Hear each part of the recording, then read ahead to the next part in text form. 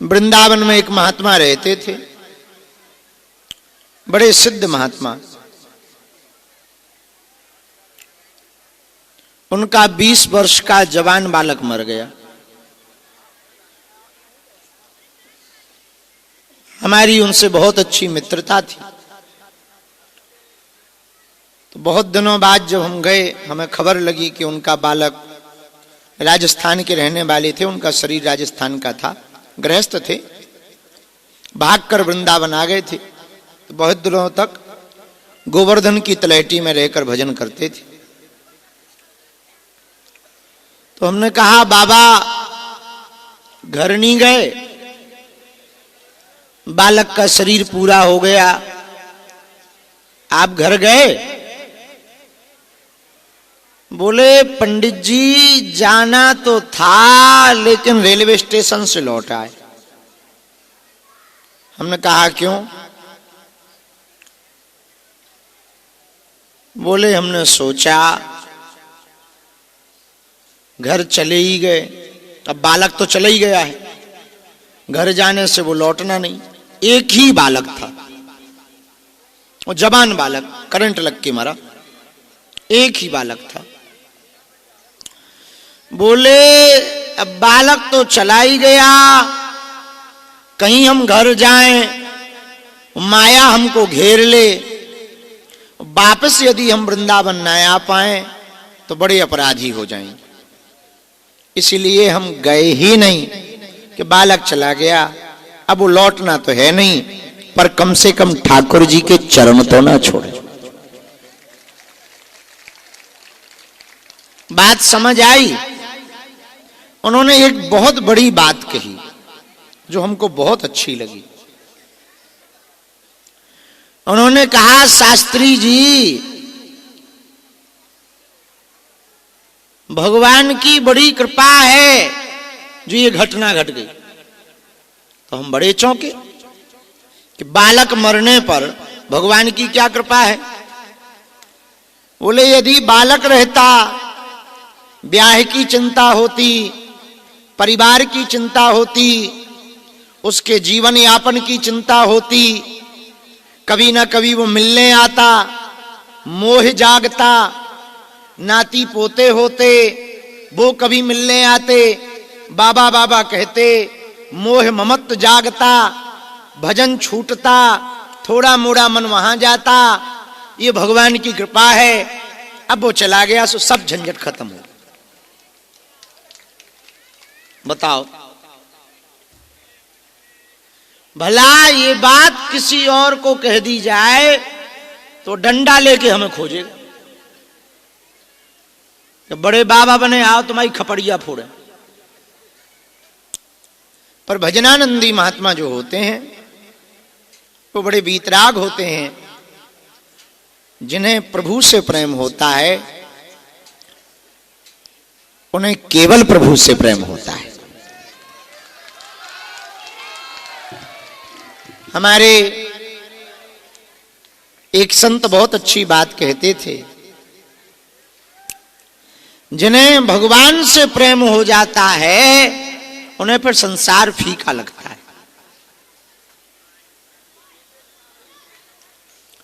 और जब तक तुम्हारा संसार में रस है तब तक तुम परमात्मा के नहीं भय। और जिस दिन संसार का रस शून्य हो जाए सो समझना तुम भगवान के हो गए। फिर संसार में रहोगे तो, जगत में रहोगे तो, पर जगत के नहीं रहोगे। संसार में रहते हुए दिखाई पड़ोगे पर संसार के नहीं दिखाई पड़ोगे। जब आप परमात्मा के हो जाएंगे तो संसार के रिश्ते नाते निभाओगे। लोगों को लगेगा कि ये भी हमारे ही जैसे, पर असलियत में सभी नाते भगवान के नाते से होंगे।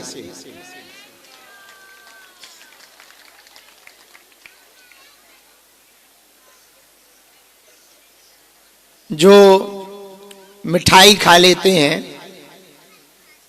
उन्हें चाय फीकी लगती है, तुम कभी मिठाई की बर्फी पहले खाना, पे खूब मीठी चाय पीना, चाय तुम्हें फीकी लगेगी। इसका मतलब ये नहीं है कि चाय फीकी है। मिठाई की मिठास इतनी प्रबल होती है कि मीठी चाय फीकी लगती है। उसी प्रकार परमात्मा का प्रेम इतना प्रबल होता है कि संसार का प्रेम झूठा लगता है।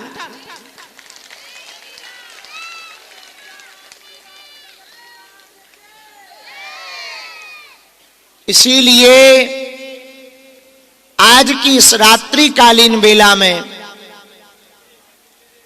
हम एक बात करबद्ध निवेदन आप सबसे करना चाह रहे हैं।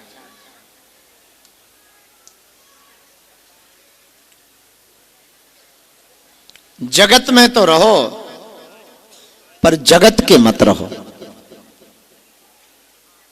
जगत में रहो, पर जगत के मत रहो। जगत में रह करके जगदीश के रहो।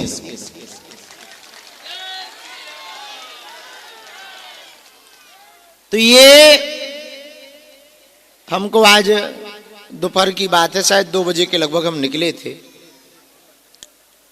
एक माताजी मिली, बोली इतनी बार दरबार में बैठ लिया, आपने हमें बुलाया नहीं।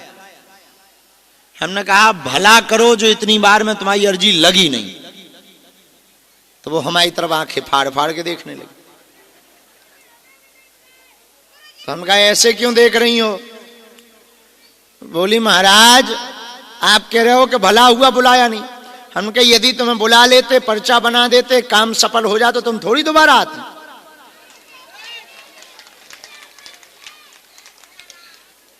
तो ये भला ही हुआ जो तुम्हारा पर्चा नहीं बना। तो बोले महाराज उससे लाभ क्या? हम कहा लाभ सीधा सीधा है। बोले क्या? हम कहा जितनी बार तुम्हें बालाजी बुला रहे उतनी बार कम से कम उनके दर्शन तो हो रहे, और जितनी बार दरबार में तुम बैठ रहे उतनी बार भजन तो हो रहा है। भले ही तुम पर्चा के चक्कर में राम राम जप रही, पर जप तो रही। और जितनो पर्चा बनवावे के लाने देवी देवता मनाउत है आदमी। या तो क्रिकेट मैच में जी को रुपया लगो हो वो मनाउत, या पर्चा के लाने दरबार में राम राम वाली। हे काली माता, हे कुल देवी, हे फलाने बब्बा, हे सन्यासी बाबा, आज सुन लियो हमारी, हम तुम्हें नारियल चढ़ाएं, हम 21 के 42 परिक्रमा लगाएं। हे बब्बा सुन लियो। अब यदि पर्चा बन जाता तो तुम इतना पुकारती, हलवा पुकारती, जय बजरंग बली की भग जाती। तो ये भी कृपा है कि पर्चा के धोखे ही सही भजन तो हो रहा है। बताओ है कि नहीं? अब मानो तो कृपा है। तो वो माता जी बोली महाराज हम तो बड़े अभागी हैं। हम की अभागी नहीं हो, भागी हो। हाँ, अभागी वो हैं जो आ नहीं पाए, बाकी सब भागी हैं। जिन्हें हनुमान जी बुलाए वो अभागी थोड़ी होता है। जो हनुमान जी के दरबार में बैठा वो अभागी होता है? जो बालाजी का हो जाए वो अभागी होता है क्या? जिन पे सन्यासी बाबा की दृष्टि पड़ जाए वो अभागी होता है क्या? जो भजन करें वो अभागी होते हैं क्या? ना, भागी होते हैं।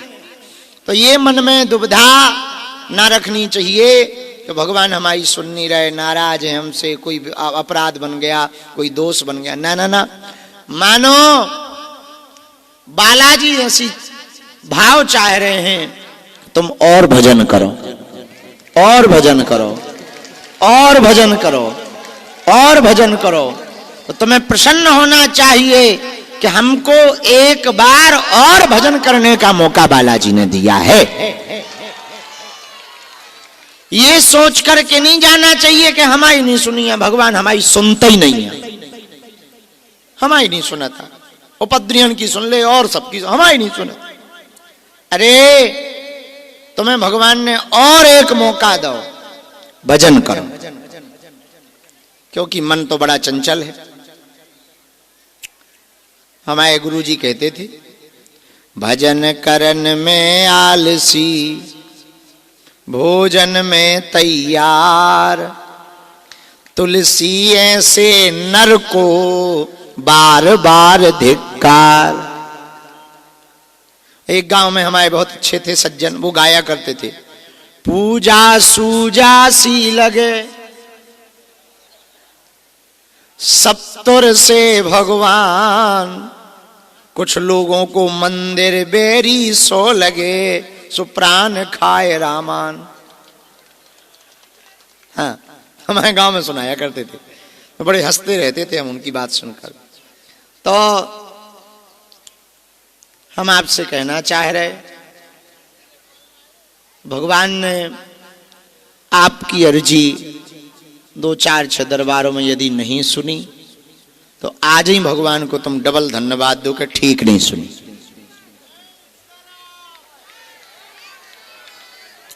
कम से कम और भजन करने का हमको मौका तो दिया, ऐसा भगवान से कहो कि आपकी बड़ी कृपा है। देखो यही सार है, इसी में आनंद है। जो भजन में आनंद है वो कहीं आनंद नहीं है। यही अच्छा, परम पूज्य श्री राम सुखदास जी महाराज जी कहते हैं, परम शांति तो भगवान के भजन में ही प्राप्त होती है। कितनी भी उपलब्धि पा जाओ, संपत्ति पा जाओ, संतति पा जाओ, जिन्हें मिल गई वे भी टेंशन में। जो तुमने चाहो वो तुम्हें मिल जाए, फिर ये मन है जो पीछे बैठे वे आगे बैठ वो चाहत, जो आगे बैठे वो अंदर बैठ वो चाहत, जो अंदर बैठ जाते हैं वो मंच पे बैठ वो चाहत, जो मंच पे बैठ जाते हैं वो ज्यादा टाइम बैठ वो चाहत, जो ज्यादा टाइम बैठ जावे वे बगल में बैठ वो चाहत। मन है, मन तो कभी प्रसन्न होता ही नहीं। ये मन हमेशा एक ना एक टास्क देता रहता है, जो तुम्हें प्राप्त करना हो वो मिल जाए, सुबह दूसरों को प्राप्त करने, अच्छा ये तो हो गया, अब ये और हो जाए। भाई राम राम जगत जननी, अबे जगत जननी रखें रहा, चश्मा पे दिखाते हमें, हाँ पहना देना। अरे बालाजी की ले भगवती शरण है न कटू।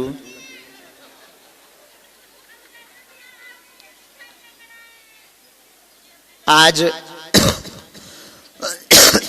थोड़ी देर भभूति बाटी, फिर आरती के बाद प्रसाद पाना था। कुछ महात्मा आ गए थे सो नीचे आ गए। अब थोड़ी देर दरबार लगाकर हम जाएंगे। सुबह 4 बजे से हमको ऊर्जा संचय पे बैठना है। लगभग 200 लोग आ गए हैं। 3 दिन का उत्सव है। शाम को फिर यहीं बैठ करके फिर दिव्य दरबार लगाएंगे। कल से दिव्य दरबार थोड़ा दिन में लगा लिया करेंगे ताकि ठंड ज्यादा ना बढ़े।